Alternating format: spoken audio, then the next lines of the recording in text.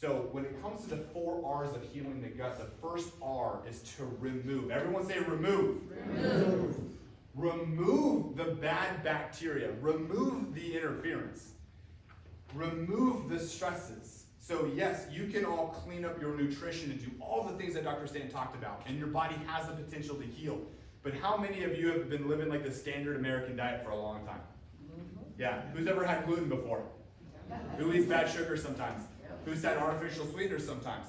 There's a study I read that 1 serving of diet anything can wipe out 50% of your good bacteria. The majority of people in America have an imbalance in their microbiome that's leading to weight gain. I mean, I'm talking about the small stuff. Like even just a little bit of inflammatory fat, like this is inflammation fat, that's because if you have an imbalance in your gut bacteria, or you have food sensitivities, or you're eating damaged oils. So you can work out like crazy, but if you have inflammation or damage in your microbiome, it is something as small as you have skin issues, or your skin looks old, or you have, gosh, I mean, even like a little bit of acne or age spots. Like you don't understand all the different potential symptoms that you might be experiencing that are linked to your gut. And the first thing we have to do is everything that Dr. Stan and Dr. Carly said. That's number 1. But number 2 is we've got to remove all the bad critters in there. You've got to fix the imbalance. You have to remove. Now in the medical model, if you have a bunch of bad bacteria or bacterial infection, what do? Boom! They just drop a bomb, right? Antibiotic, bomb. You're killing all the bad and all the good. Now, short term, that might be good because you feel better because you're getting rid of the big, nasty infection. The problem is now you're just weaker and more susceptible to allow bad bacteria to grow.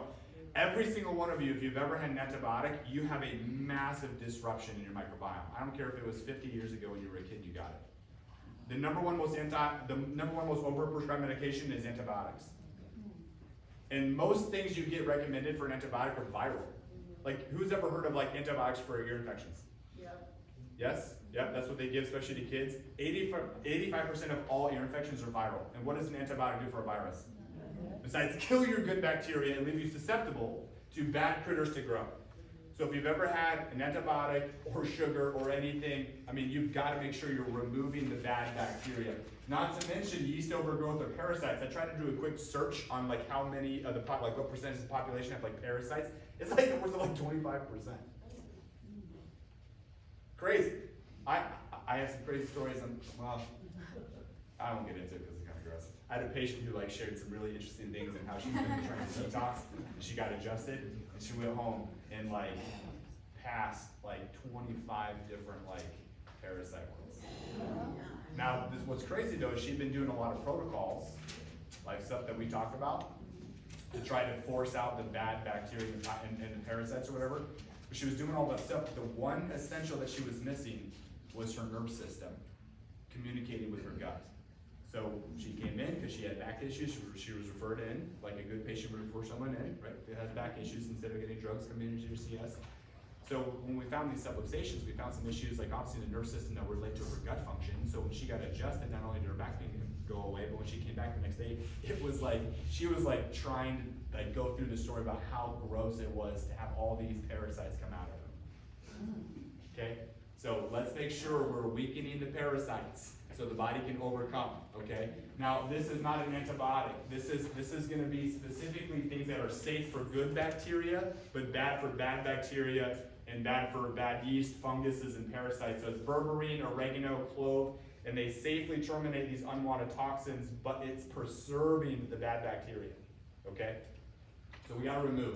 Number 2 is repair. Everyone say repair. Repair. Repair. We gotta repair like the gut lining. So our gut is, especially if we've ever had bad oils or artificial sweeteners or antibiotics, those gut linings start to separate. Remember, they're only 1 cell layer thick. 1 cell layer thick. So any sort of NSAID, any sort of stress, any sort of antibiotic can thin that mucosal lining. And so we've got to repair the mucosal lining so we can help to heal and seal and protect that 1 cell layer thing. So we've got to repair that mucosal layer. Otherwise, that inflammation is going to continue to cause damage. And even if you're eating something healthy, but you don't have that mucosal lining, you're actually causing something good to be bad. Okay? Gotcha. So replace So the third R is to replace. We've got to replace all the digestive enzymes. Does anybody know someone that does not have a gallbladder? Okay, if you know someone, or it is you, that does not have a gallbladder, you have to make sure you are taking something like this. One of the reasons why I like these supplements specifically is because they're whole food, so they're real. It's not a bunch of synthetic stuff. If you're buying your supplements from a box store like Walmart, you just stop it. Stop it. You gotta make sure you're getting a whole food, healthy, sourced, and it's gotta be clean. No fillers, no preservatives. Because if you're just taking some run-of-the-mill supplement because you saw something on TV, you should be taking something because you want to do something healthy for yourself. You gotta be careful, because if you're taking something that's synthetic or it's not real whole food, you could actually be causing more harm than good. So you gotta make sure you're taking a good whole food supplement. The Pure Path brand is one of the cleanest, one of the most bioavailable that you're gonna get. If you are taking something that's not bioavailable, like, have you ever heard the saying, but the most expensive supplement that you buy is the one you don't absorb? Okay? Okay. So we've got to make sure we're replacing all the digestive enzymes so we can break the food down, we can absorb the nutrients.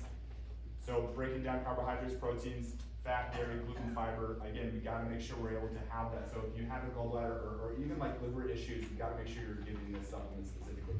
And then reinoculate, which is number 4. So specifically the replenish and microbiome support. This is critical because we have to make sure we're rebuilding the good cells. Because if you do all the first stuff and you're not doing the last step, then you're just allowing the bad cells to maybe come back, the bad bacteria to come back. So we've got to re-put in all the good cells. Now, who's ever taken like a probiotic before? Okay, this is where I feel like people understand and have done before or have taken action, is you're taking a probiotic. Now, there's some specific stuff that we need to talk about when it comes to probiotics. The first one is really the best kind of probiotic is a spore-based probiotic, okay? And it needs to have multiple strains, and you need to get a lot, okay? And I also typically recommend that you rotate every couple months, okay? So you've got to make sure you're getting a really high quality. But this is what people tend to have done before, which is awesome. But I'm going to tell you that you are absolutely wasting your time and your money if you're not doing the first 4. Because if you're just trying to pump up a bunch of good bacteria, but the bad bacteria is still in there, and you're eating sugar or bad oils, you're just wasting time and money. Understand this. Who's ever had a sugar craving before? This is like important. Let's take a second to talk about it. Sugar, everybody had a sugar craving? Do you guys know where that comes from? It's actually the bad bacteria communicating through your enteric nerve system, through your vagal nerve, to your brain, trying to tell you that you want sugar, but you don't want sugar. The bad bacteria want sugar. Because when they're in power, they want to stay in power. And so they literally communicate through your nervous system to tell your body that it wants sugar, because sugar feeds the bad bacteria. Artificial sweeteners feed the bad bacteria. Gluten, glyphosate, like all the bad stuff that we're so exposed to feeds the bad environment.